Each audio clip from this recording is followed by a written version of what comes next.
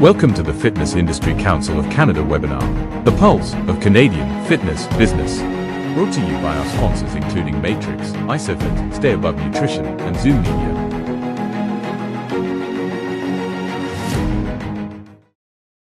Mayor of Smittyville. Well, Carl's always asking for your help on personal training, and I thought, you know what, if I could just create a resource for the team at Club 16 to have the access to what it is I'm always talking about and thinking about. I mean, I'm just trying to do the guy a solid.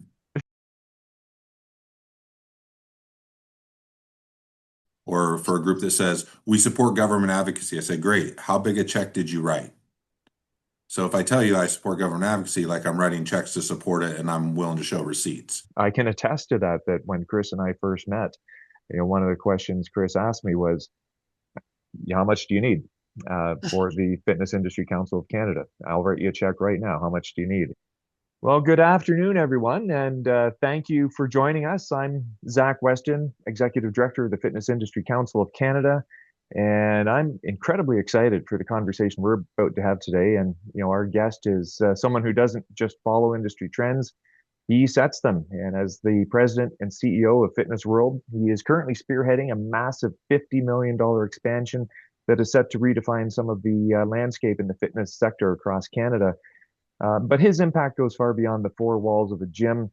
With his resume, it includes serving as the executive chairman of the HFA, or the Health and Fitness Association, and he's played a pivotal role in shaping the global industry at its highest levels.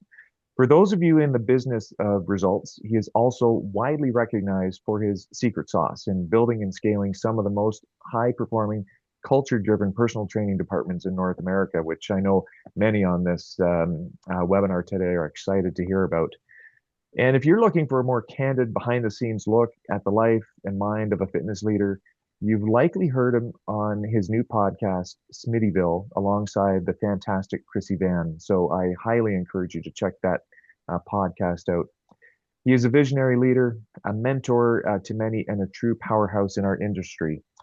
But before I welcome officially Chris Smith to this webinar, I certainly want to acknowledge and thank our sponsors at the Fitness Industry Council of Canada for this month's webinar. We are greatly appreciative of the support of our sponsors and suppliers who enable us truly to be able to carry out our government relations advocacy, our initiatives and strategic plan with regards to music license tariff, fees that that fitness facilities pay. We have an update on that coming within the next week. But certainly big thanks to Matrix, our premier sponsor, who supports us in every aspect that we do. Truly, Matrix creates some of the best and most outstanding fitness equipment that you can acquire and include in your fitness facility. We are also greatly supportive and thankful for the contributions made by Stay Above Nutrition. They are a research-based nutrition company based out of Hamilton and McMaster University. All of their products are tried and true and evidence-based through the research that they do there. And of course, PowerPlate, a name that should be familiar to most of you for their vibration technology and impact that they've created in the fitness space for eons. PowerPlate continues to be an important player when it comes to fitness, and we're grateful for the support that PowerPlate provides to us. So without further ado, it is my pleasure to welcome Chris Smith, and during today's webinar, I'll be joined by the fantastic Aaron Phelan, who is our Director of Marketing and Communications, and Aaron and I will tag team our questions for Chris. So I'll turn things over first to Aaron. Thank you all so much for joining us. Chris made the biggest headline news, so he led with this. Let's talk about this massive $50 million expansion across Canada. So what's this going to look like for consumers, and what aspects of the fitness sector do you see Fitness World filling that aren't currently necessarily being met or served by the current fitness industry? Yeah, no. Hello, everyone, and appreciate that question as a first question. And yeah, I would just preface, I don't know that we're trying to necessarily reinvent. I think I'm under always kind of a constant state of evolution. You even see the frame or the phrase, ability to kind of see around corners. I don't know that anyone can truthfully see around corners, right? It's more about like, are you studying what's going on in the marketplace, right? So what are the trends in Europe and what's getting traction? What are the things happening, certainly, in other parts of the world? And just taking a look at all that and just trying to figure out what fits our consumer segments or what are the gaps where we think we can fill a void. I mean, I think every operator brings a lot of value to what they do, right? In our own marketplace, and Carl's sitting there and we were joking beforehand, but I mean, I certainly appreciate what Club 16 does in our own marketplace from a competitive standpoint, in the sense of we're not exactly the same. And I think that that's the way it should be, because consumers are, sometimes looking for something different. So in terms of the void that we're looking for, I think the void that we're really talking about is there's just more and more of a generational push towards health and wellness and fitness, right? I mean, there's a lot of, data and statistics that support that, in terms of like, take a look at liquor sales over the last 2-3 years and what's going on there, and just really everything kind of post-pandemic, and just the transition of, what that really means in terms of what's our difference. Some of those kind of key catchphrases. We don't necessarily want to be a transactional fitness relationship. We want to be a transformational one. We want to be a community-based facility. So every one of our clubs, in terms of where they sit with respect to that community, we want to be part of that community. We try to be charitable in a number of different ways as well, in the places that we serve. And so as we look to grow, that'll be kind of part of our footprint. And so is that different? Yeah, I think it is, because I think a lot of groups will say, no, we give back to the community. And I'm like, so where did you give back and how much money did you give? Right? Or for a group that says, we support government advocacy, I say, great. How big a check did you write? So if I tell you I support government advocacy, like I'm writing checks to support it and I'm willing to show receipts, versus just a lot of, goobly gobbly talk, that sort of thing, right? So to me, those are the things that kind of matter. So like where we show up and how we're different is, I think people that know me or get to know me is, I mean what I say and I say what I mean, right? It's not corporate talk. It's just real talk. It's kind of who I am. It's what I'm about. And I think that eventually that does permeate back to some of the kind words that Zach was sharing around culture or whatever. I think that tends to resonate with people, both consumers and team members alike, right? The journalist in me wanted to leap right to advocacy, but I'm going to stay on topic. Let's talk about culture, because you have a very unique culture at Fitness World. How are you going to hold on to that as you expand at this pace? Yeah, I think, again, it's about team and who you surround yourself with and what they, how they embrace that culture. I mean, I'm fortunate that the people that work with me and for me, at Fitness World, particularly my executive team, and even the level below that, the above club, and even the club leaders, the general managers, the fitness managers, in terms of our organizational structure. I think they all know who I am. They know what I'm about. They know the expectations. They know the standards, right? So habits form standards, standards form culture. And so everyone knows kind of what it is that we're looking for. And really, I think part of our story is it's a growth story, and it has been, and it will continue to be. And I think that's exciting for people to want to be part of. And so the opportunity to be with an organization that's growing is not always the case, right? So, and I think that for a lot of people, when they can kind of envision a career for themselves, and most of the folks probably joining us today have found a way to make fitness a career. And I think for a lot of people, young people in particular, I think that that's a goal. I think that there's a dream there, whether or not it's to ultimately be entrepreneurial or not. I think the reality of, can I make this into something I can do long term? Like, that's a dream for them. And so the more that we can unlock those doors through growth, through opportunity, through training and development, then the better off I think we're, positioning our industry. Right now, 1 in 3 members cancels every year. Half of new joiners leave within 6 months, and acquiring a new one costs up to 25 times more than keeping them. The chains winning on retention are the ones investing in technology. Fitness KPI is your technology partner, built by fitness experts with 30 years of experience managing chains like yours. We centralize your data, apply AI, and turn it into automatic actions: retention, revenue, operations, growth. Over 1,500 clubs across 26 countries are already working this way. The technology is ready. Are you? Fitness KPI, from data to action. Fantastic. Thanks, Chris. And, you talked about, some of the elements, the community, the transformation aspect, and certainly, the work with regards to government advocacy and showing your checkbook. And I can attest to that when Chris and I first met, one of the questions Chris asked me was, how much do you need for the Fitness Industry Council of Canada? I'll write you a check right now. How much do you need? And we greatly appreciate that. We want to continue doing our work behind the scenes and highlight the successes that we've had to advocate for the entire fitness sector as the not-for-profit voice of the fitness industry in Canada. So we greatly appreciate that, and Chris is certainly a man of his word. So back to the thoughts in terms of the immediate action with regards to expansion in Canada. Chris, can you share some of the specific market trends or the consumer behaviors in Canada that you are monitoring and you're using that are driving this significant investment right now in 2026? Yeah, I just think that, again, I've been in this industry my whole life, right? And I'm fortunate and blessed to be in a position from an entrepreneur position, if you will, to kind of, just be able to grow, right? And so your choices are, again, do I stay the same? Do I shrink, or do I grow? And the answer is to grow. I think our segment is continuing to see tremendous valuation. If you look at the deals that are taking place in the open marketplace, whether you take a look at the Good Life transaction that took place a little while ago, which is obviously at a whole different scale, but nonetheless, you take a look at that, you look what EOS Fitness did last year, Crunch Fitness did last year, and there's a whole host of others. There's just a tremendous opportunity even for just investors to get involved, which we're also seeing. A lot of private equity is wholly involved in a number of the franchise business. When you look at, again, like Crunch and Planet, really just driven by a lot of private equity and that kind of money. And so I just look at the opportunity to continue, grow our footprint. I call myself young enough. I'm 51 years old. I've been doing this my whole life. I got a lot of energy, got a lot of passion for it. And so it's like, well, why not go grow? And, I live by a lot of different sayings. Back to, I think you even asked at the end, could we have a Smittyville saying for the day? There's a long story behind it, but it's just a simple phrase of go big or go home. And so, if I'm not going to go big, then what am I doing?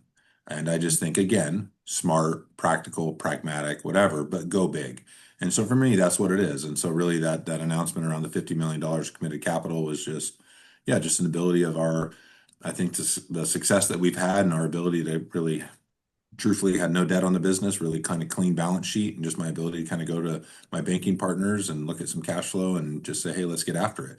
And so that's our plan, right? And that's kind of the next 3 years of committed capital. I think I even announced on a 5-year plan. The reality is I'll probably spend that somewhere in the 3-year mark, truthfully, and just really kind of rapidly go after what we believe is a tremendous opportunity to bring our value proposition to new markets, right? And so does anyone do exactly what we do? No. I mean, Lululemon, Chip Wilson, which again, I know he can be controversial, but he's, out there on different platforms, and someone asked him that simple question, right? Of, what would you tell a young entrepreneur? And he answered something to the fact of like, go for it, because basically everyone's different and everyone thinks about things differently and does whatever, and don't worry about the competition. So I'm not worried about competition. It's not to be disrespectful to competitors or disrespectful to other people and entrepreneurs in terms of what they're doing. It's just to say, I believe so strongly in what we do and how well we've done that I think, we can take it to a lot of places, and it translates well. So I'm just bullish on that. Love it. And, I would say that aligns so well with the data that we have with regards to the proportion of Canadians that have a membership to a club in Canada. There's roughly, according to the data we have, about 16%.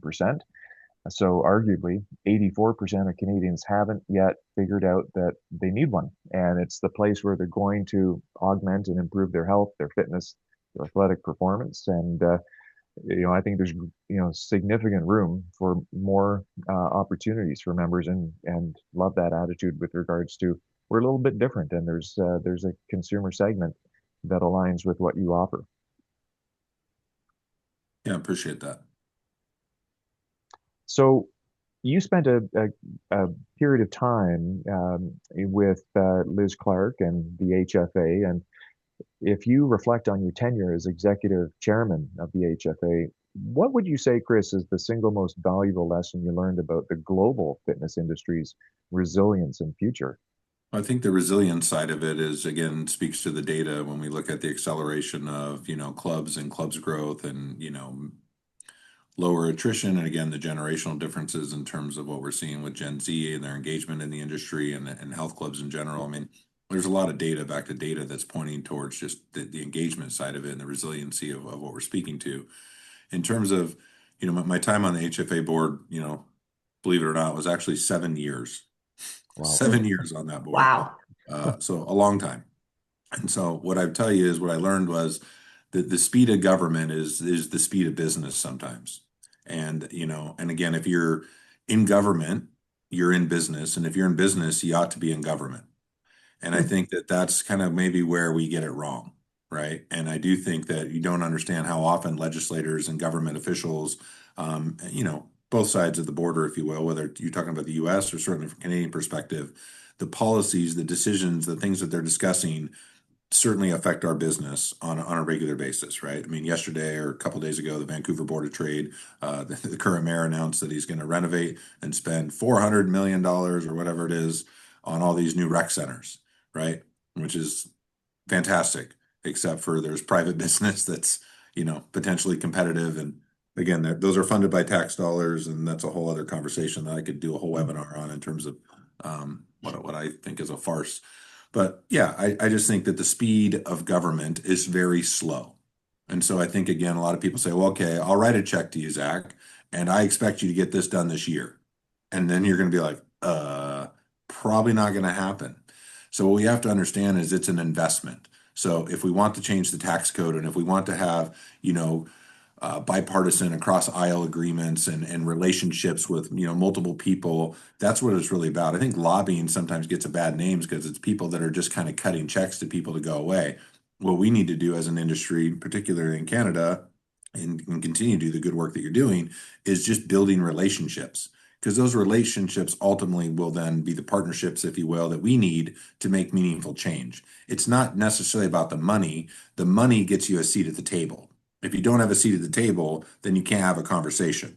If you can't have a conversation, you can't influence a decision. And so a lot of these people, in order to influence those decisions, we need to have practical, pragmatic conversations around, look, every dollar spent that you can help us open it up to get Canadians fit, healthy, well, et cetera, is $8 minimum that you're going to save in healthcare.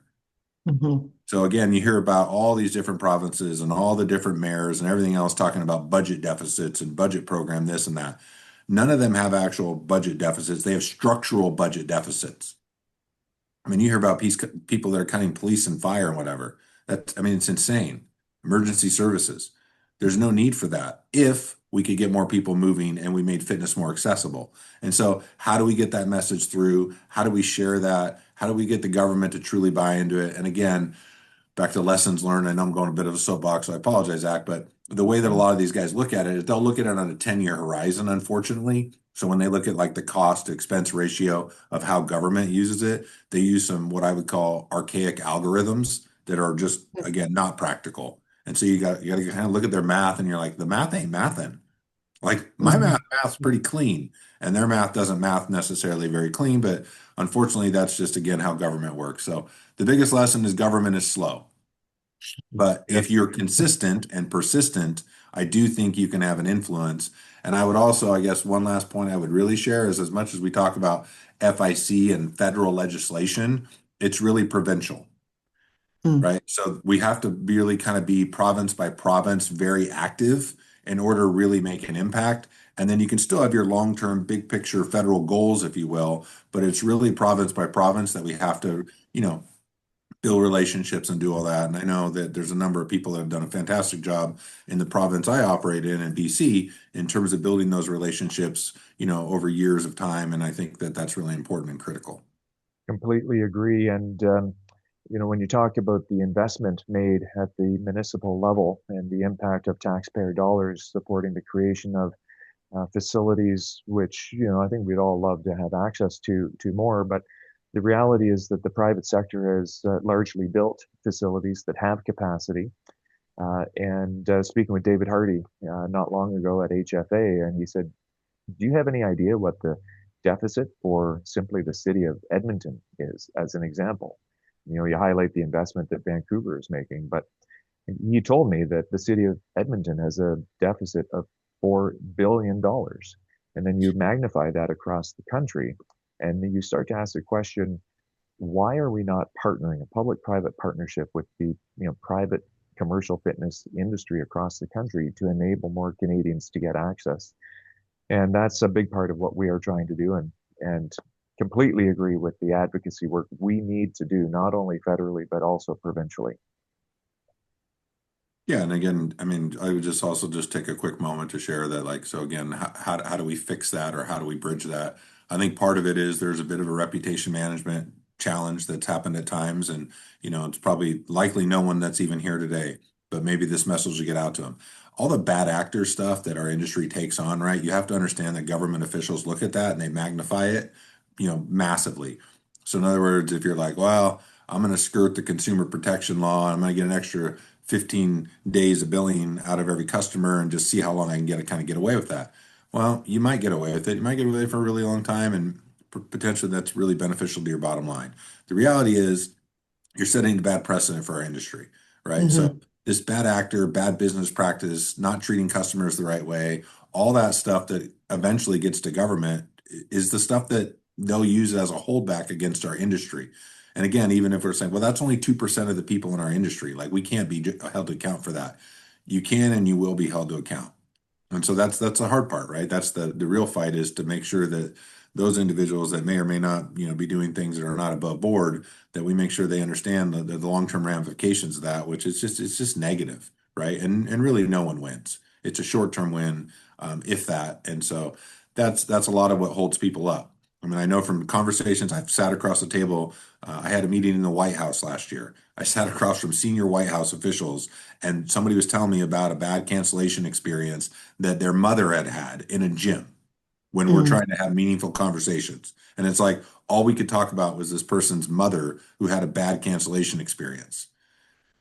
And I've been in, again, multiple conversations with congressmen, with senators, lots of different government officials, and it's the same thing. And they want to talk about those types of practices. So again, I just think the more that we can do, the smarter we can be, then the better off we are. I think that's so smart. And it's like we live in the world of Google reviews, Chris, right? Like we live in a world where a gym is constantly being reviewed. And so if you have those bad practices, everyone needs to tidy up their business. So was there anything from HFA, your time, because you're still connected at that global level, that has changed how you do business strategically? Was there any tips that any of the gym owners who are listening now could garner from you? Yeah, I wouldn't say from a day-to-day operations perspective, there's nothing that I got from those relationships or that time on the board that changed how I do business from a day-to-day perspective, as much as just understanding, in order to advance my long-term strategic goals around what we're trying to do, that the more that we can build cooperative relationships with government officials, that just the more beneficial that is to the business, right? So again, if you're in business, you're in politics. If you're in politics, you're in business, right? Like that's just the reality. And that's my belief anyway, right? Some people could obviously have a different opinion, but I'm pretty bullish on mine just based on my experience. So what do you think we have to do to actually improve market penetration in Canada? Because we lag behind the US, and we know that, and we have been for a while. We lag behind Europe. So what do you think one of the solutions is? Yeah, I think Zach already said it, right? It's government kind of cooperation, partnerships, kind of crossing over, and, we talk about the medical fitness kind of bridge. I think there's some bridges there that could happen that are natural in the nature of how they could, come to fruition. And then certainly, yeah, it's just getting government to kind of cooperatively work with the industry. You see that in different places, right? I mean, I think, again, back to we're talking province to province, it's state by state there, right? They also have a completely different insurance system. And so there they have a lot of insurance-driven programs, which drives penetration. So that whether that be, a lot of it is even driven towards the seniors in the U.S. So a lot of different programs there that just really kind of open doors from an accessibility standpoint. So there's a number of structural differences there.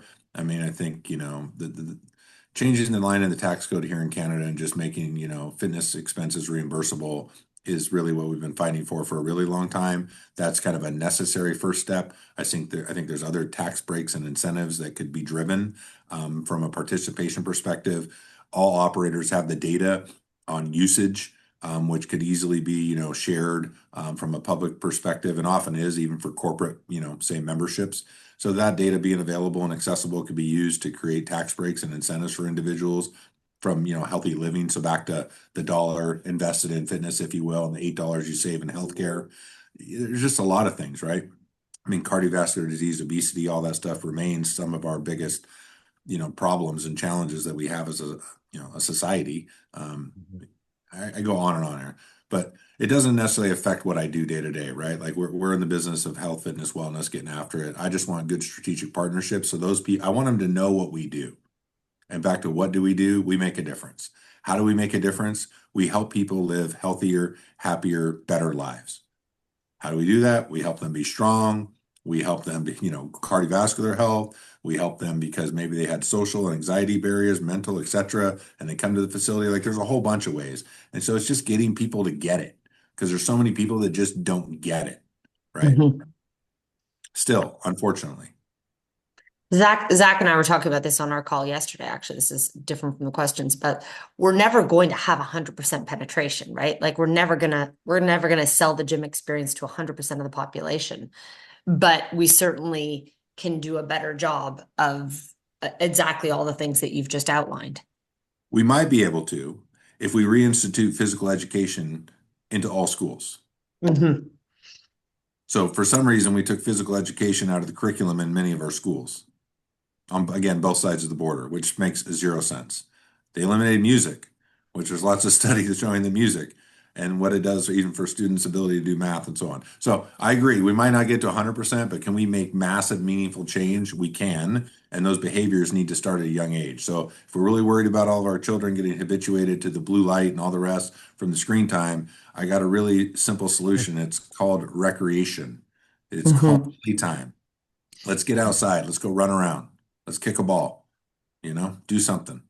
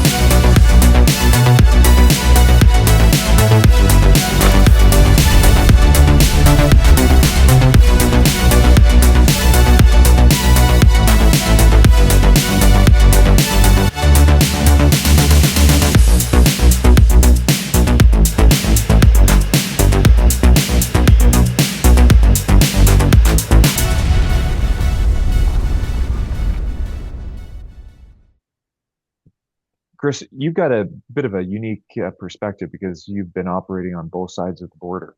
And, I've had this conversation with a number of folks over the years and trying to understand the different penetration rates in Canada versus the US. And, in the United States, when you go to the hospital or you go for healthcare, you are somewhat accustomed to bringing your wallet with your credit card for some of the services that you have to pay for because it's not all included like it is in Canada, where you simply need to bring your provincial health card. And I've had a conversation with folks who have said, maybe that is part of the culture in Canada where, because we are used to having free healthcare for the majority of what we consume, that when it comes to fitness, there's a perception that fitness is linked with health. And because health is free in Canada, fitness should also be free. Do you think there's any truth to that in terms of the consumer uptake in Canada with regards to lagging behind the US consumers? I don't know that I would probably subscribe to that theory. I mean, again, I'm in BC, so healthcare varies again province by province. I know when I go to the doctor in BC, it's not free. I got to pay him some money. So it's not always free across Canada. Some places it's obviously more free. And then, yeah, there's different kind of elements and insurance programs certainly available in the US. So, I mean, I can see the perspective or see the thought. I think just the climate has a lot to do with it. I think the weather, and whether we want to believe it or not, the idea of going outside and being outside and driving in the cold and doing all that for 10 to 15 minutes before I get to the place that I want to be to do the thing, I think sometimes that presents a barrier, right? Like Mhm. just a kind of a natural trade barrier is difficult. I think also in Canada, I'll use BC as an example, and Carl can attest to this. Like, uh, you might be home to the club of choice. You might be, let's say, 3 kilometer distance. That 3 kilometers might take you 25, 30 minutes in a car. And that can be really, and it's not an easy 25, 30 minutes either, right? It's like in traffic and 20 stoplights, and you're like, oh my goodness, like this is crazy. So I think that that's very different. Whereas I would just say, yeah, the highway system, the road system, as an example, in the U.S. is just it's more developed. It's faster, it's better, and they made a really conscious choice to do that. Now, again, you can say, well, yeah, but Canada is more economically friendly, and we have better transit and trains and this and that and bike lanes, and I got it. But for a lot of people, that's a trade barrier, right? Because time is important to them. And so finding the ability to kind of get where they want to be and be where they want to be when they want to be there, I think is really, really important. And then, yeah, I do think that there's different elements to kind of, just how kids are growing up in Canada versus the US. I mean, many of my kids went to Canadian schools, graduated from Canadian schools, high schools, and whatnot. And I would tell you, academically, they're very similar in terms of the quality of the academics, but there are massive structural differences when it comes to recreation and sport. Massive. And I think that there's a big impact there for what that does from a sociological standpoint and an imprint perspective in terms of what it tells kids healthy living is all about. And I just think that there's a lot of kind of structural things there that certainly have an impact. And I think we're seeing much more of this younger generation participate. But again, still, if you look at the US data versus the Canadian data, there's still a significant delta in the two, generation by generation. Interesting. Could you just dive into that a little bit further in terms of what some of those massive differences are and the penetration rates? Yeah, so like my daughter played basketball at Elgin Park, and they were like one of the top ranked teams in the province. They were going to provincials. There was no students at any game, only parents. This is a provincially one of the best teams in the province for girls basketball at the time when she played. No students show up, no student section. If you go to sports in the US, the games are full of people. Girls basketball, boys basketball, soccer, baseball, softball, football, track and field. I mean, there's more fans at track and field events in the US than there would be at a Canadian high school event. And so it's just massively different from what I've experienced. And again, I'm talking specifically my experience across BC. Perhaps that's different. People say, oh, Saskatchewan, man, like we crush it. And that's just what we do. That the town shows up. That's good. I got it. That's cool. And I'm glad to hear that. But certainly my experience in BC for my kids playing sports there was I was shocked. I mean, I was really taken back of it. I mean, you can hear everything the referee says the whole game to the players. Hmm. It's like, it's so quiet versus thousands of people watching the game. And so again, I just think there's an imprint of wellness and fitness and exercise and just different kind of socially what that does and then how they're, embraced or kind of put through the paces, if you will. Interesting perspective.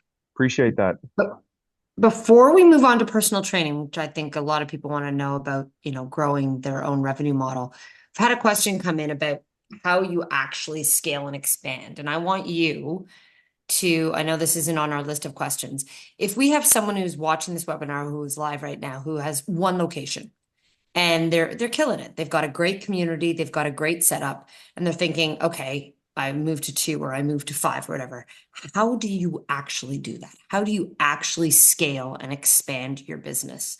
Obviously, overcoming fear is a big one, and investment is another one. But what would be sort of your 3 biggest tips on how you scale and expand, Chris? Well, I think you want to have a good, banking partner, banking relationship, right? So, whether you got to figure out who that's going to be for you and what that looks like and getting that partnership, working, and then having the ability or knowledge to then do your homework and due diligence to make sure that whatever banking relationship you establish is at market rates or better, right? You don't want to be paying, prime plus 5% interest on what kind of money you're borrowing, right?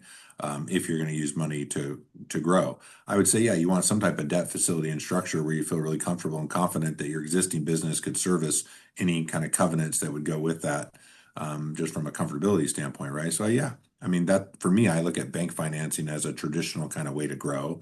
If you go out and do like private investment or family placement or those types of things, certainly you can. I think they become a little bit more complicated and convoluted, truthfully, and can be even more challenging potentially from an expectation perspective and timeline and horizon. Whereas like the bank doesn't really care when you pay the money. Like you got to pay your money on time, right? But like what your business plan, strategic plan, they're going to look at all that, your pro forma.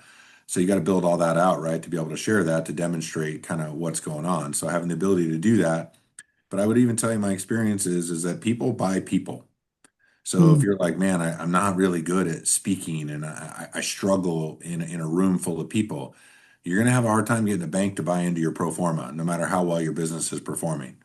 So you got to be able to go in and do the old good old fashioned shake and bake, which is, look, you might be kind of quiet, but if I said, look, I'm going to give you $10,000 if you can meet everyone at this barbecue in the next hour and tell me their name, most people will win that 10,000 bucks because they're motivated by the money. But that's kind of what you got to do, right? The spotlight's on. I think there's a spotlight behind me actually in this hotel room, but that's an old school spotlight, I believe. Look at that. Who knew? No pun intended.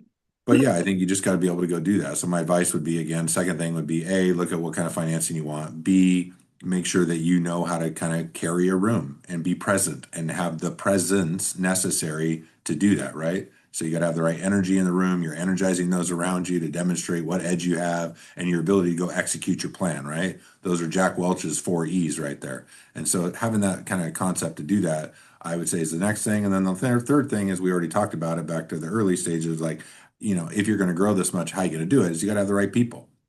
So you're like, well, when I get my second location, then I'm going to hire a manager. I said, no, you need to hire the manager now because while you're building out your second location and dealing with permits, construction, whatever, you need someone with boots on the ground to make sure, again, that that facility continues to optimize and maximize and perform the way you need it to, right? So human capital, I think, is one of the most probably overlooked steps of growth where people just kind of assume like, oh, I'll figure it out when I get there. No, you need to figure out human capital before you get there. Fantastic. Fantastic. Do you want to dive into personal training, Zach? Yeah, let's do it. You want to kick it off? Yeah, so I mean, I love Chrissy. I love Chrissy to death. I love all things fitness and wellness. But when I saw the launch of Smittyville, I was like, this is just so engaging. It's so captivating. So given how busy you are, you're the president and CEO of a massive company, what actually motivated you to start a podcast that was so niche too and so needed? Yeah, I think we just took at the landscape and as we kind of started, ATFW and, that kind of went off and it's done well from a, B2B perspective, but like the B2C and the customers and a lot of the people that we've talked to even about, truthfully potential sponsorship opportunities was one angle. They wanted something that was a little bit more relevant to the actual, driving force behind your industry, if you will. A lot of the kind of, again, back to human capital and or trainers. And obviously that's where I grew up in the industry and continue to be very passionate about it. So that part was a bit of a natural fit. And then from there, I also just with this growth plan that we're doing, back to what I even just mentioned, I don't want people to guess who I am. I want them to know who I am. And so there's a lot of this that we just looked at from a founder's marketing perspective and said, if people want to know who Chris Smith is, what are we going to tell them? And it's like, well, I'm not going to tell them anything. They're going to watch these podcasts. I mean, again, I'm coming to you from Toronto today. I can tell you that I have been doing some real estate tours. Happy to share that. And it's funny because I meet people and the people I'm meeting are like, yeah, I looked you up and it's funny. I found this podcast thing you do. That thing's really cool. I'm like, oh yeah, how many episodes you watched? They're like, oh, I got sucked in, man. I watched like 3 of them. I'm like, oh, cool. And so again, the idea was also to make them a bit snackable, right? They're not long in length. We're trying just to be punchy with a quick kind of message and something that's going to resonate. We're not trying to do long form, 3 hour, 3.5 hour podcast and whatnot. But yeah, just trying to create content that we believe is relevant to personal trainers. I mean, that's who I'm speaking to, truthfully, right? If people are like, well, I can take something away from that for my business from an operating perspective, or I'm a president, I'm a CEO, I'm a district manager, I'm a vice president, I'm a general manager, I'm a fitness man, whatever. I'm trying to talk to trainers, right? So that's the conversation I'm having. Like, if I'm you, this is what I'm doing. I love it. I've watched several of the Smittyville episodes, and it's great to have the mayor of Smittyville with us today. So, on one of your podcasts, you talked about the microdata and you used the acronym PACKER, the participation, activation, completion, and renewal. And I'm curious at an organizational level at Fitness World, how do you capture this information across locations? And which metrics are most compelling to try and identify success or failure? And what would you say is the extent of your use and leverage of AI tools to automate and make sense of this information? Yeah, I'd love to tell you that we're fully agentic AI using all of it now, but we're not there yet. We're still relying on a lot of, data exports and, pivoting the data and coming through SQL and kind of the, the BI side of things is kind of still where we're living. Structurally, what I would start with is, so a lot of people, when I talk about what we do or how we do it, so if you ask people that, again, sell memberships, how many memberships did you sell? How many did you gain? What's your net members? What's your average dues? This, that. You can go into all the micro data, and I find most operators can speak very well to all their membership data. And if I start asking them the same, likewise on the fitness side, they're like, I'd have to look it up. Let me check on that. I'm not quite sure. So the difference is we manage fitness the same way we manage membership, right? So if you think about no stone unturned, the other phrase is no client left behind. So for us, it's no client left behind. So you made an investment into personal training for a reason. You had a goal in mind. It's our job to get you there. And so now we're going to figure out how to get you there. Participation, simple. I'm measuring as a percentage of the people. I can measure that as a percentage of my members. I can measure a percent of people that bought training, whatever. But there's lots of different ways to measure. But participation, and I say activation is, when did you start your training from the time you purchased it? How long did it take us to get you activated, right? And that's relevant and important. No different than, again, if you join a club, most of you should likely understand your member journey to understand that, like, the sooner they engage in your business, the more times they engage in those first couple weeks, as an example, the more habituated they're going to become in brand loyal to your brand, right? There's lots of data to support that. And then we're going to look at, now you're activated, and now we want to know, how long does it take you to complete that program? And then renewal. So that's just one aspect or one data point of, I would say reporting that we use to kind of manage our business. We do business plans every single month with every single one of our trainers.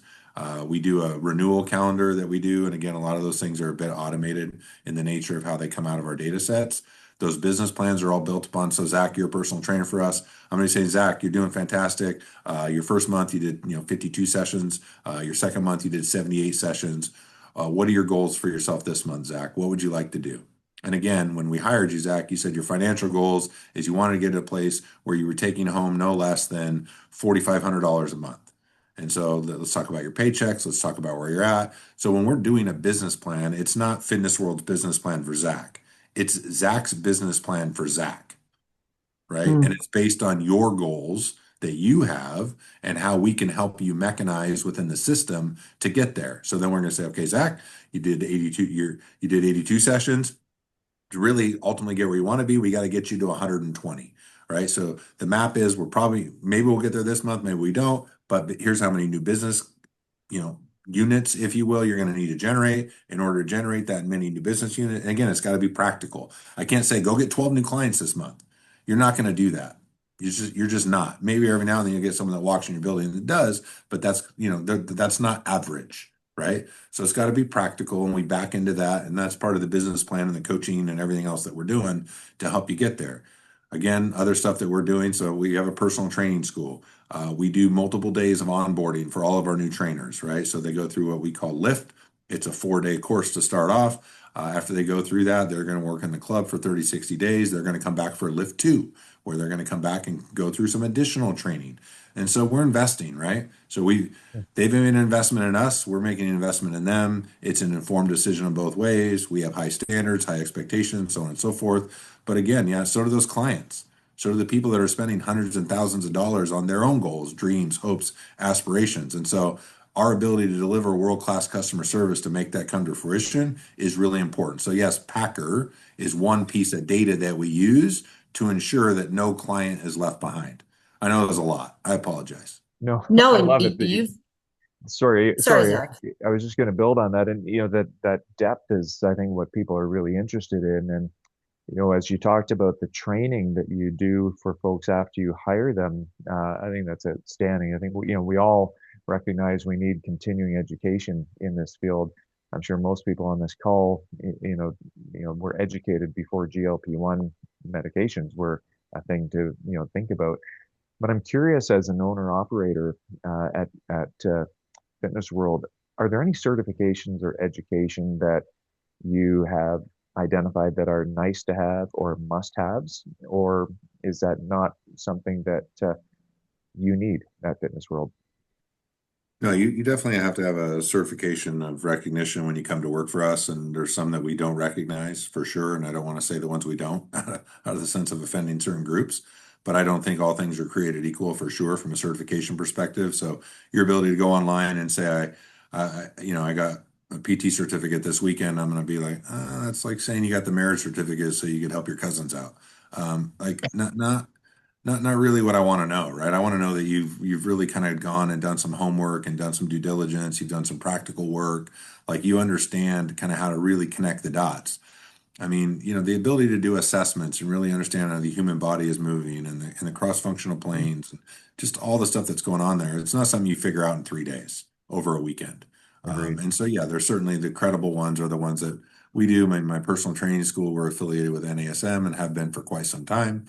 So I find that their curriculum I find to be some of the most applicable. There's other really good ones out there. We just choose to use them as a partner, and I find their testing standards and testing centers are also done in a very kind of professional way. So when we engage with them and help drive their business, I know what I'm getting on the other end of things and what the experience is. Well, I think you've answered how the secret sauce for recruiting and developing high-performing trainers who stay long-term. I think you've answered that because it seems to me that you've created a culture where trainers, almost like the culture of attraction, trainers want to work for you.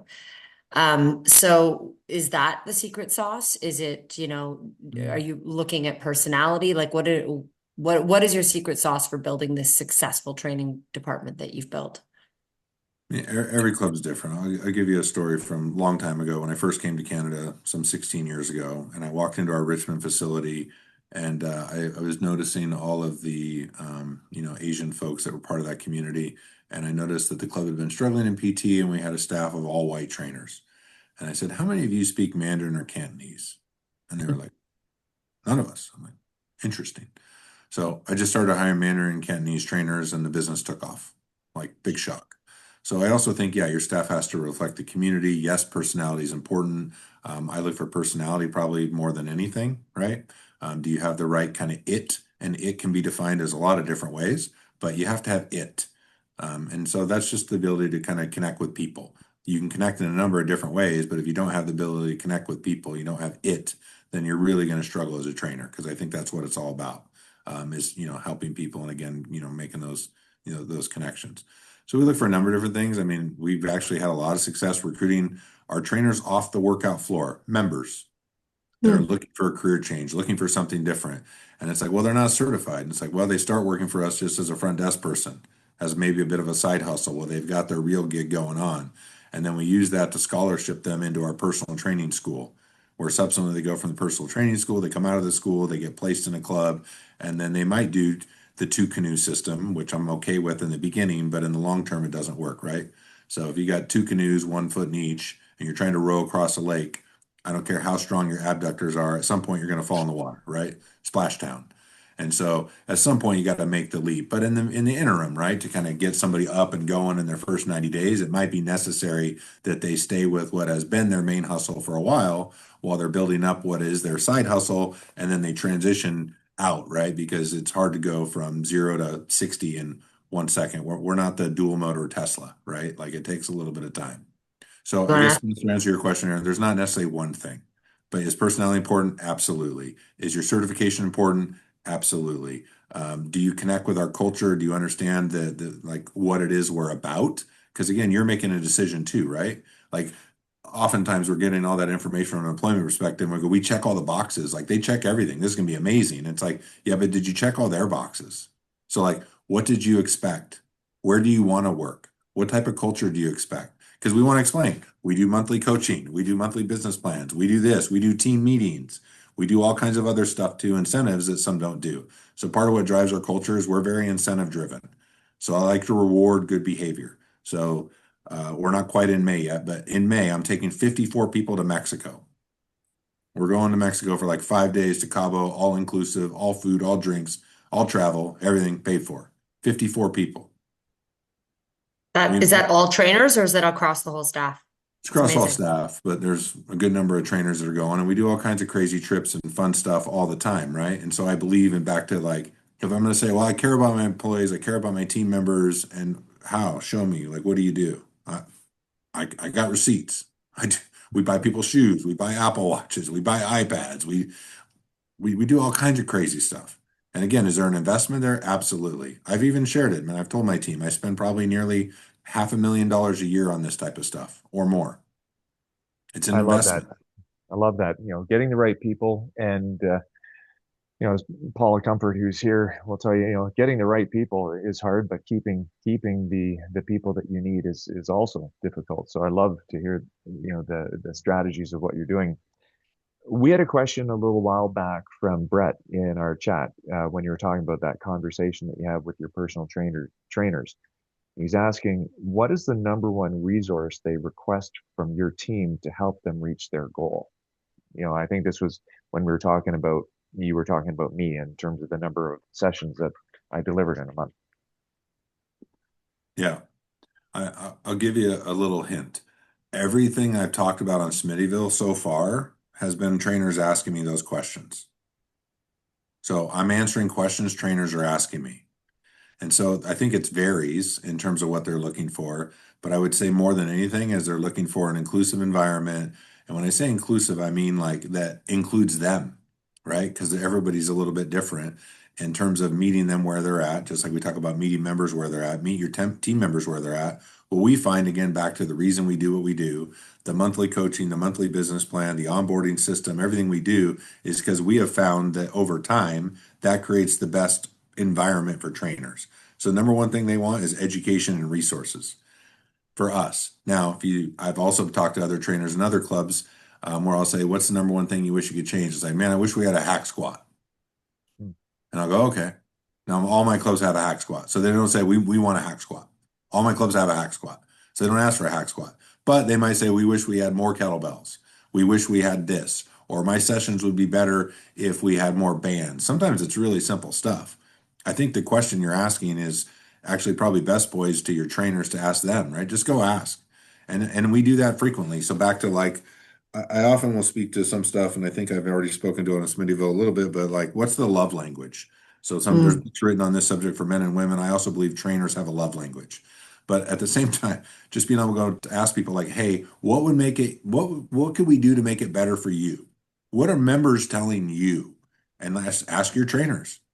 I mean, you can ask your front desk, you can ask any of your staff, and they'll often tell me, right? It's not to say I don't listen to my key executives, but I will go just flat out ask trainers and MSRs in our system to say, what are members telling you? What's the number one complaint we're getting? Do you think it's fixable, solvable? Sometimes it's like, well, we open at 6, they want us open at 5.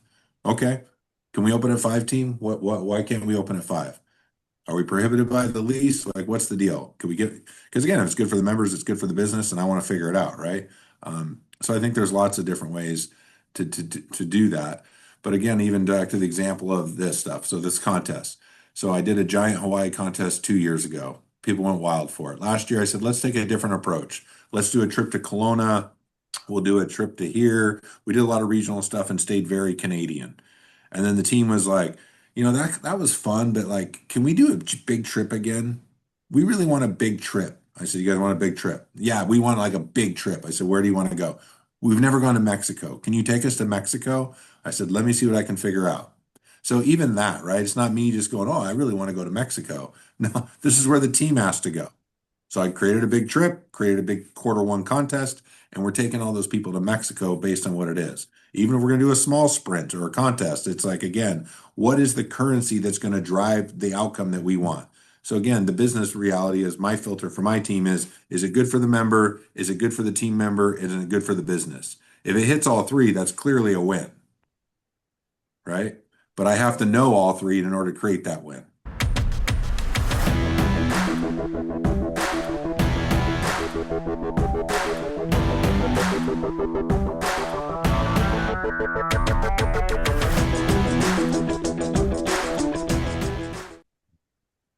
In one of your In one of your podcasts on Smittyville, you quote one of your mentors, Eric Jenkins, who stated that the price of success is the pain of change.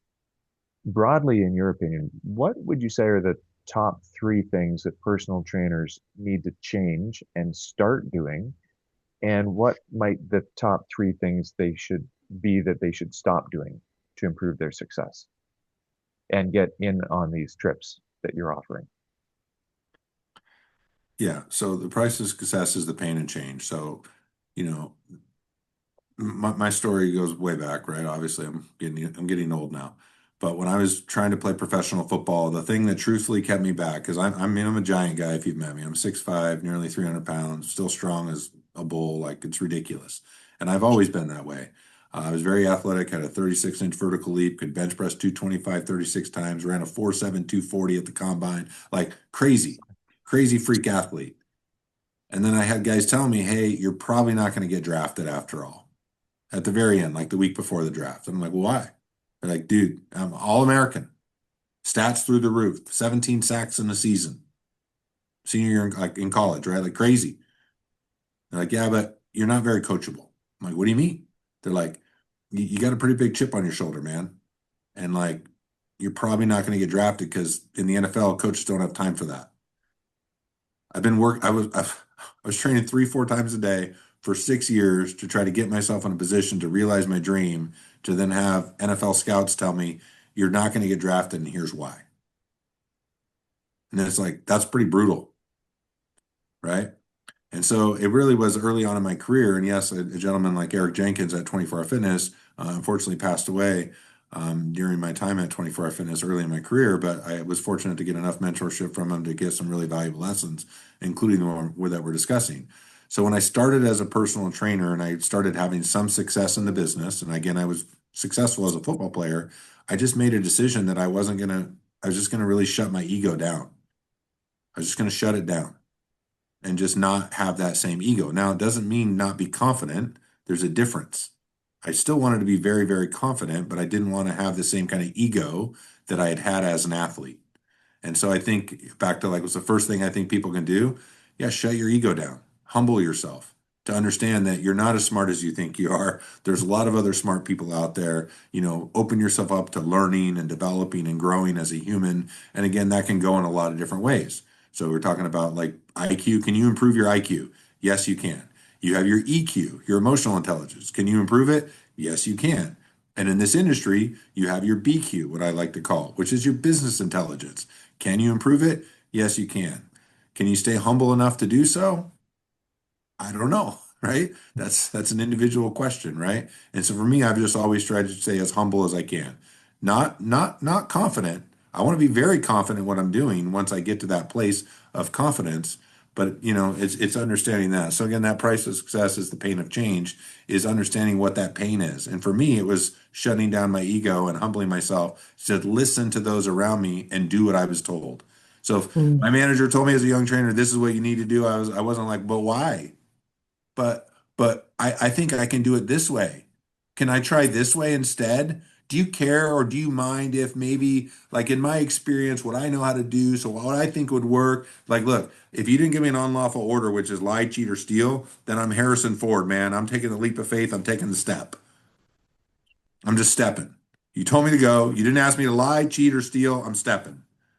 And I did that over and over again. And people are like, well, because I was a vice president at 24 Fitness when I was 30 years old. How'd you get there, Chris? I just followed leadership. I did what they told me to do. I didn't question it. He said, well, so it wasn't blind faith, because again, I won't lie, cheat, or steal. But if you ask me to do this, I said, Chris, we need you to maybe come in a little bit earlier. No problem. Chris, you really ought to stay later. No problem. Chris, if you really want to be successful, especially early on, you probably need to work some weekends and do some other stuff and be more flexible with your schedule. No problem. Happy to serve. I'm in. Sold.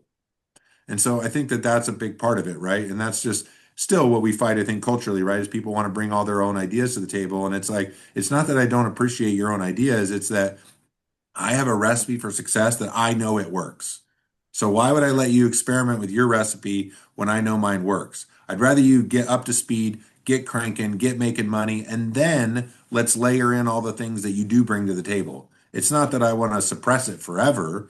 I just want you to like just give it a minute, right? And have some patience to let us get you making money our way, and then we can augment as we go. So that's like the way I describe it ultimately is freedom in the framework, right? Here's the box, play in the sandbox. You can move all over the place, but you need to play in the box. I love that. And you talk about exactly that in the podcast and the collective 250 plus years of experience that you and your team bring in terms of providing that guidance and that recommendation. Um, It's actually you, very analogous for health, Chris. Freedom in the framework. I'm going to repeat that over and over again. Like it's how people are successful with exercise and nutrition, right? You can have it. Feel free. Use it shamelessly. Don't ever give me credit. Just use it as your own. It's okay.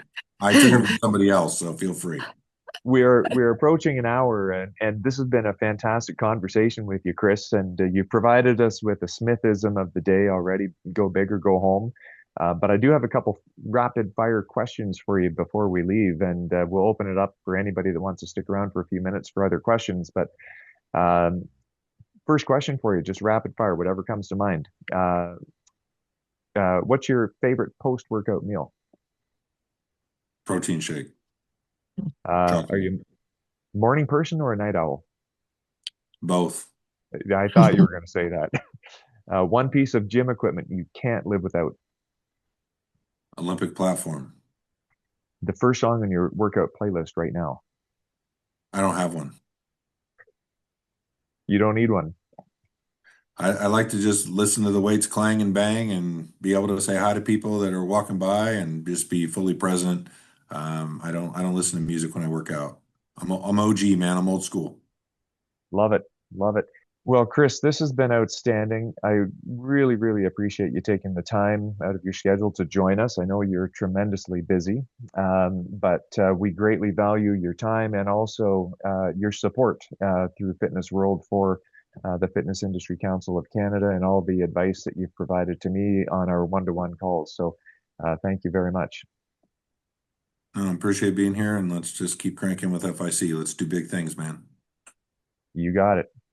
All right. Well, thanks, Appreciate it. everyone. Thank you. Thank you all. Thanks, Chris.